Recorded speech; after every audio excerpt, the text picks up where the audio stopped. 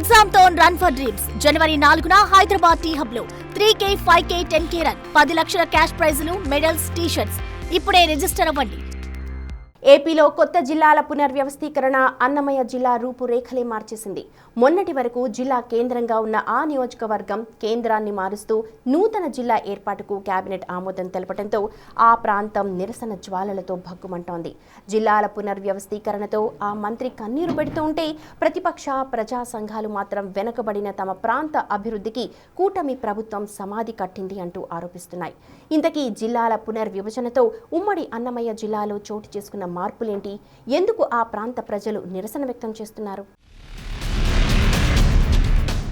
ఆంధ్రప్రదేశ్లో కూటమి ప్రభుత్వం అధికారంలోకి వచ్చిన తరువాత జిల్లాల పునర్విభజనపై ప్రత్యేక దృష్టి సారించింది. అయితే ఈ ప్రక్రియలో అత్యంత కీలకమైన అనూహ్యమైన పరిణామం చోటు చేసుకుంది. అదే అన్నమయ్య జిల్లా రద్దు, జిల్లా కేంద్రం మార్పు. ముఖ్యమంత్రి చంద్రబాబు నిర్వహించిన ఉన్నత స్థాయి సమీక్షలో ఈ మేరకు కీలక చర్చ జరిగింది. గత ప్రభుత్వం రాయచోటి కేంద్రంగా ఏర్పాటు చేసిన అన్నమయ్య జిల్లా భవిష్యత్ ఇప్పుడు ప్రశ్నార్థకంలో పడింది. తాజా ప్రతిపాదనల ప్రకారం అన్నమయ్య జిల్లాను 3 ముక్కలు చేసి పొరుగు జిల్లాలో విలీనం చేసే దిశగా ప్రభుత్వం నిర్ణయం తీసుకుంది.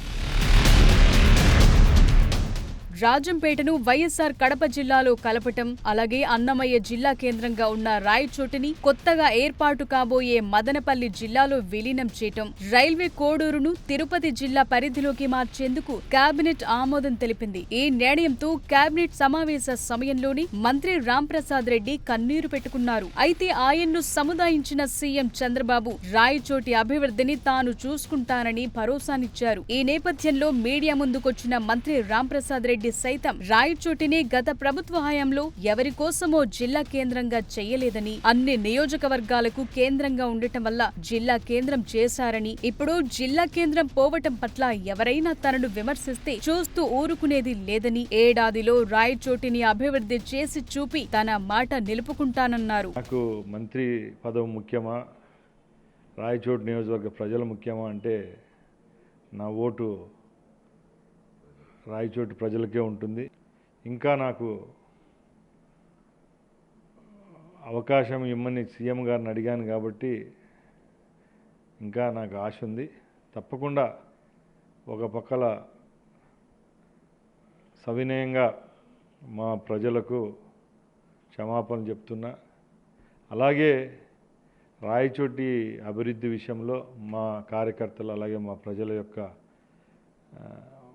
ముందడుగు విషయంలో ఎప్పుడూ నేను వాళ్ళ వెంటే ఉంటానని తెలియజేసుకుంటాను. అయితే ఈ నిర్ణయంపై ఇటు రాజంపేట, రైల్వే కోడూరుల్లో వ్యతిరేకత లేకపోయినా రాయచోటిలో మాత్రం అసంతృప్తి భగ్గుమంటోంది. రాయచోటికి ఎన్నికల సమయంలో వచ్చిన చంద్రబాబు రాయచోటి జిల్లా కేంద్రంగా ఉంటుందని హామీ ఇచ్చారు. అదే సమయంలో రాజంపేటకు వెళ్లిన చంద్రబాబు అక్కడ అన్నమయ్య జిల్లా కేంద్రంగా రాజంపేటను చేస్తానని ప్రకటించారు. అంతకు ముందు అధికారంలోకి వచ్చాక మదనపల్లెను ప్రత్యేక జిల్లా చేస్తానని హామీ ఇచ్చారు. చంద్రబాబు ఎన్నికల సమయంలోనే అందరినీ గందరగోళంలో పడేసేలా హామీలు ఇచ్చిన స్థానిక నాయకులు దానికి వంతపాడటంతో సమస్యగా మారలేదు. కానీ అధికారంలోకి వచ్చాక ఇప్పుడు పునర్వ్యవస్థీకరణకు శ్రీకారం చుట్టడం, మంత్రివర్గ ఉపసంఘం కూడా పలు కీలక సూచనలు చేయటంతో అన్నమయ్య జిల్లా భౌగోళిక ముఖ చిత్రంలో భారీ మార్పులు చేర్పులు చోటు చేసుకున్నాయి.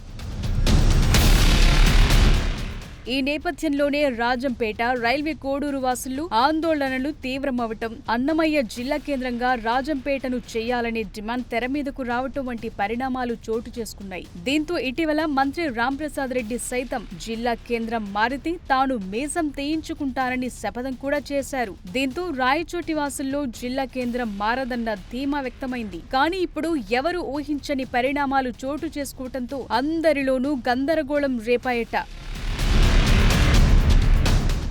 ఈ గందరగోళ పరిస్థితుల నేపథ్యంలో సీఎం చంద్రబాబు తమను మోసం చేశారని రాజంపేట, రాయచోటి ప్రజలు భగ్గుమంటున్నారు. రాయచోటి జిల్లా కేంద్రం ముచ్చట 3 నాళ్ల ముచ్చటగా మార్చారని, తమ జిల్లా కేంద్రం మార్చితే రాయచోటిని మదనపల్లిలో కాకుండా కడపలో కలపాలని రాయచోటి వాసులు డిమాండ్ చేస్తున్నారు. మరోవైపు తమ ప్రాంతానికి చెందిన అన్నమయ్య పేరును వాడుకుంటూ తమ ప్రాంతానికి రావాల్సిన జిల్లా కేంద్రాన్ని మరో ప్రాంతంలో ఎలా పెడతారని రాజంపేట వాసులు ప్రశ్నిస్తున్నారు. మదనపల్లి పల్లెను జిల్లా కేంద్రం చేసేందుకు అర్హతలుంటే పార్లమెంటు కేంద్రమైన తమ రాజంపేటకు ఎందుకు అర్హతలు లేవని ఆగ్రహం వ్యక్తం చేస్తున్నారు.